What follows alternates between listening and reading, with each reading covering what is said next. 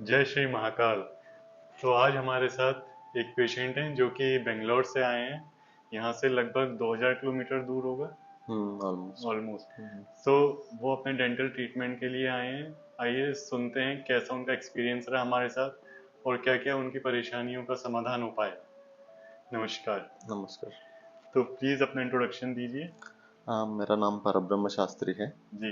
और मैं बेंगलोर से हूँ। हाँ मैं ओरिजिनली आंध्रा से हूँ, बेंगलोर में काम करता हूँ। हाँ हाँ मैं मैकेनिकल इंजीनियरिंग प्रोफेशन से। हाँ। तो क्या क्या परेशानी थी आपकी, अगर एक बैकग्राउंड समझते हैं। अ, मेरा एक्चुअली मैं पहले डेंटल का ही प्रॉब्लम आया, हाँ हाँ। तो उसके लिए मैं कुछ डेंटिस्ट के पास गया। तो बोला थोड़ा बोन लॉस है, ये है वो है। उसका ट्रीटमेंट लिया, बट मुझे ठीक नहीं हुआ।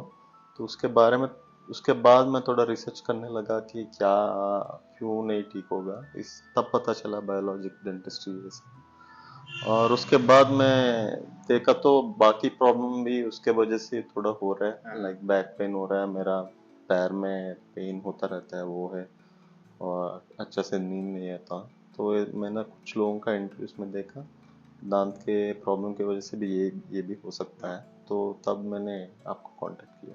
तो जैसा आपने बताया था कि आपने एक विजडम टूथ निकलवाया था, हाँ तो उसी के बाद से सारी समस्याएं शुरू हुई थी। हाँ, मैं 2021 में शायद मई जून टाइम में शायद निकलवाया था।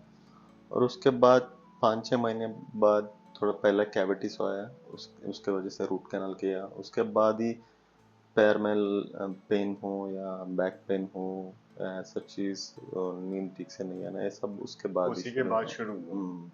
तो फिर आपने कन्वेंशनल डेंटिस्ट के पास जाके नॉर्मली एक अपना विजडम टूथ निकलवाया। हम्म। उसके बाद ये सारी समस्याएं सम शुरू हो गई। हाँ हाँ। फिर आपने होलिस्टिक डेंटिस्ट्री के बारे में सर्च करना शुरू किया, तब आप हमारे पास आए। हाँ, फिर क्या ट्रीटमेंट रहा। यहाँ तो मेरा विजडम टूथ के लिए कैविटेशन हाँ सर्जरी किया आपने, और पीआरएफ हाँ कुछ इंसर्ट किया वो गैप में, 2 हफ्ते पहले किया। हाँ और 2 हफ्ते से कुछ होम्योपैथ की दवाई दे रहा है आप, हाँ मेरा पेन के लिए हो या कुछ जो भी चीज स्वेलिंग हाँ के लिए हो। सो होम्योपैथी मेडिसिन ट्रीटमेंट चल रहा है। हाँ। तो मैं यहाँ पर बता दूं कि इन्होंने कन्वेंशनल डेंटिस्ट के पास जाके अपना विजडम टूथ निकलवाया था, जैसा कि सभी लोग करते हैं।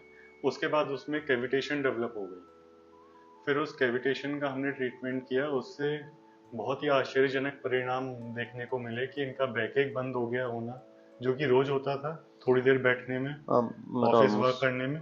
ऑलमोस्ट एवरी डे किसी ना किसी टाइम पे तो आता ही था। हाँ।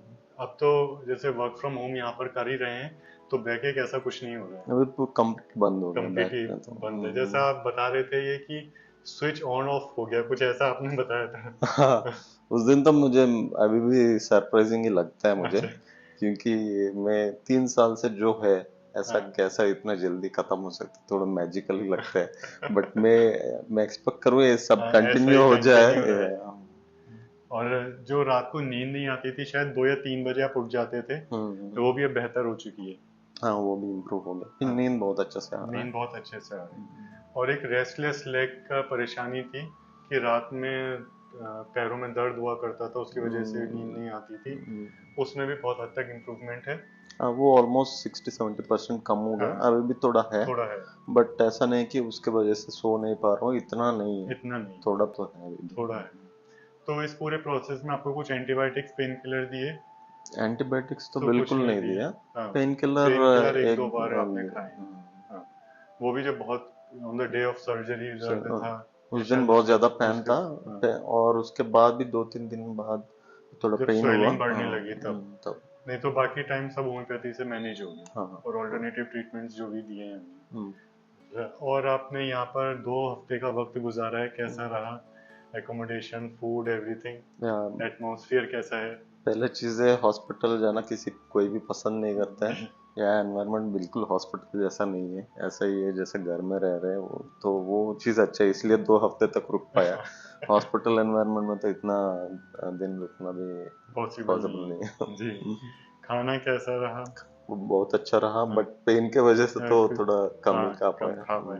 बीच बीच में ऑन एंड ऑफ पेन था, फिर होम्योपैथी से जैसे जैसे मैनेज हो पाए होने को। कैविटेशन सर्जरी अपने आप में एक बहुत बड़ी सर्जरी है, उससे कुछ स्वेलिंग भी आई थी जो धीरे धीरे अब मैनेज होके खत्म हो गई।